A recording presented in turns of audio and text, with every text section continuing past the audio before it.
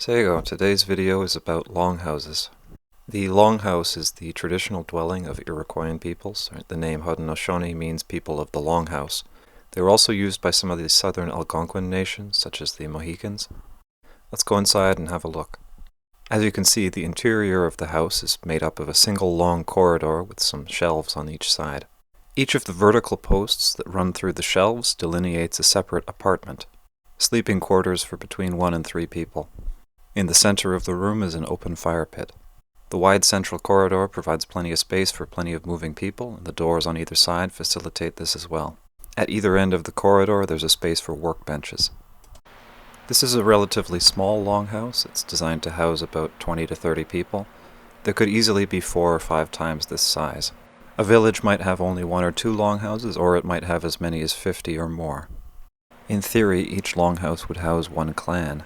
Although if a clan was big enough and successful enough, they might need several longhouses. I suppose I should talk about that for a second. A clan is like an extended family unit, a group of people who are tangentially related to each other. The theory is that every member of a clan shares an ancestor through the matrilineal line, back at the time of Confederation in the Peacemaker's Day. I think this is an oversimplification for obvious reasons, but it's what we're told. In practice, it's sort of like sharing a last name. If we look at the ceiling of the longhouse, we can see some smoke holes, showing that this house is equipped for 3 fireplaces. Each fireplace would be shared by 2 families on opposing sides of the aisle. The smoke holes could be closed in winter to preserve warmth, or else in bad weather, in which case the smoke would seep out through the gaps in the roof. But you wouldn't do this very often, as it's not very convenient. The first shelf above the ground was the sleeping quarters and chairs. To make them more comfortable, each of these beds would be covered with a mat of corn husk or cedar bark, then covered over with furs. There would also be a cedar bark mat between each cubicle to provide some privacy. In wintertime, curtains of furs would be hung from all 4 sides of the cubicles, with the thickest facing the outer wall. Below each of the cubicles was a space for short-term storage. Things like cook pots that are going to be used frequently. Pits would also be dug into the ground here and lined with corn husks in order to provide some cold storage for food. If it was a particularly hot summer, you might decide to move your bed down there and sleep directly on the cold ground. Above the beds were 2 more sets of shelves. These were used for long-term storage. The upper shelf was used for food and fresh skins. The shape of the building is designed to collect smoke in its top half. At ground level it would be more or less clear, but it would get thicker and thicker the higher up you went. What this means is that the top half of the longhouse doubles as a smokehouse. This was useful for the preservation of food. Bugs and mold don't want to eat things that have been thoroughly smoked, and mice don't want to go into a very smoky area to get corn. In addition to baskets of food on the shelves, the space between the rafters would be filled with garlands of dried corn and squash, as well as fish and jerky. The top portion of the longhouse was also very useful for the tanning of hides. Rather than having to go through the time-consuming and temperamental process of sewing it into a bag and then smoking it over a pit fire, you could simply hang it from the ceiling for a number of days until it was done. The middle shelf was used for long-term storage of things that might get smoke damaged, as well as other things that don't fall easily into the top or bottom shelf. Things like finished hides or clothing. You don't want to smoke a hide too much or it gets ugly looking and hard on the skin. Finally, there is the doorway. These would be covered over with a curtain of skin which could be pinned in several places. In the dead of summer you might leave them open for better airflow. If there was a particularly bad storm, you might place a wattle in front of the door to prevent it from blowing open. The doorway could also have an alcove facing 90 degrees. This, coupled with the curtains, could act as an airlock to keep the warmth in winter. On the subject of winter, you might have noticed that the walls themselves do not have any insulation. The design of the longhouse compensates for that in a couple of ways. Notice how the roof of the longhouse doesn't have any overhang. It transitions evenly into the walls. As a result of this, when the snow settles on the roof and then begins to melt from the heat rising through the building, it will slide off the roof and then pile up by the side of the walls. This would insulate the lower third of the building quite well. Anyone who's ever built a snow shelter knows how insulative snow can be. Something convenient about this is that the insulation would be there when you need it and not there in the middle of summer. The drawback to this is that it required good building placement and a bit of landscaping around the building to prevent flooding in the spring. Snow that was cleared from the pathways or from the village compound might also be piled up against the houses to add on a little bit more insulation. Within a village, the longhouses would be placed in a ring around a central fireplace. This would be a central meeting place for celebrations or other community events. In addition to longhouses, there would be a number of outbuildings. These could be small pit houses for cold storage, or else they might be infirmaries for taking care of the sick or the expectant mothers. There also might be pens for dogs and shelter for firewood. Outside of each village, for about 50 to 100 paces or so at the minimum, the land would be clear-cut of all trees. This was to prevent enemy raiders from sneaking up on the village. The cleared land would be planted with corn, beans, and squash. But you wouldn't clear more than was necessary, and in at least one direction the forest would be kept relatively close to the village. This is an era without carts, so all your firewood has to be hauled by hand. You don't want the forest to be too far away. Furthermore, the farther away the forest is, the more time the men are going to be away hunting.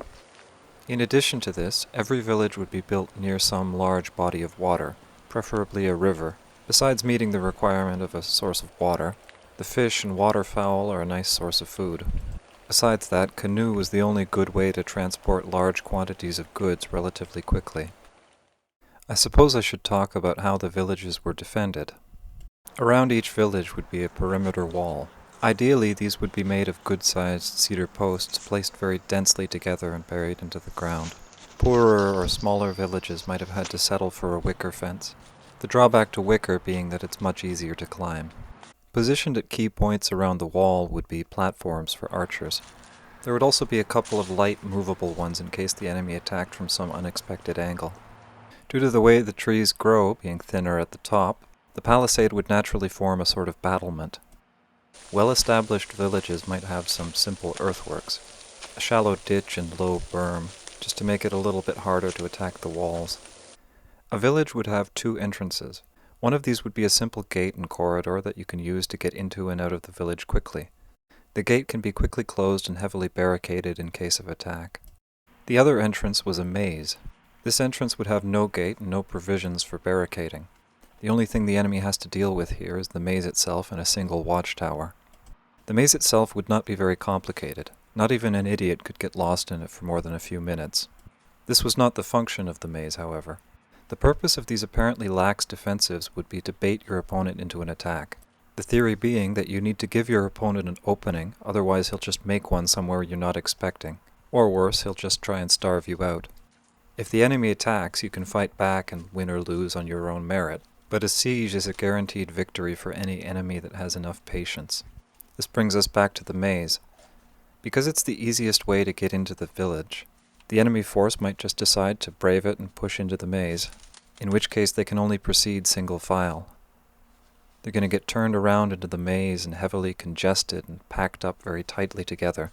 They're not going to be able to move or fight properly. And then when that first guy finally makes it through the maze with all his comrades bustling and pushing behind him, he's going to come out into an opening where you've got 3 guys positioned. 3 guys who can move properly. So the maze exists as a tempting opening for enemy champions, or anybody hoping to prove himself, but it also stacks the deck in your favor as much as possible. Let's go into how longhouses were constructed. The frame of a longhouse was made of cedar posts buried into the ground. Cedar was used because it's light and rot resistant. The bottoms of the posts would also be charred to help prevent rot. In the center of the building, a series of larger cedar posts would be used to help support the roof. All of this framing would be tied together with some cross members and half-lap joints. Because this is an era without nails or bolts, the joints would either be held in place with ropes made from the bark of the cedar trees that you cut down for the walls, or else from the roots, which are very flexible when wet but dry out stiff and hard. The raising of the heavy timbers of a longhouse was the work of the men of the village. Once they'd finished the frame, they'd go off and work on something else while the women came in and turned it into a house. This was done first by adding some strapping every meter or so up the walls. The strapping was made of flexible saplings which can bend to the shape of the house. These could be made of anything as they don't have to be particularly rot resistant. They would be tied in place with finer cords than the other joinery. After which sheets of bark would be tied to the strapping and overlapped very densely like shingles on a roof. Elm bark was preferred because it's very rot resistant, but it also peels off in nice big strong sheets. The bark would be secured to the strapping by roots bent into staples. And thus the house was built. Now, looking around in this longhouse, you notice a lot of light seeping through, a lot of gaps in the walls. Historically, one of these houses would be very dark inside. This serves to illustrate a couple of points I want to make. The first is that this sort of house requires a lot of maintenance.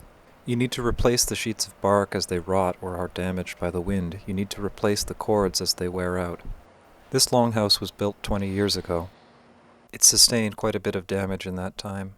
Longhouses have a lifespan. Even if you maintain them well, eventually the posts will rot out. Far from being a flaw, this decay was an integral part of Iroquoian lifestyle.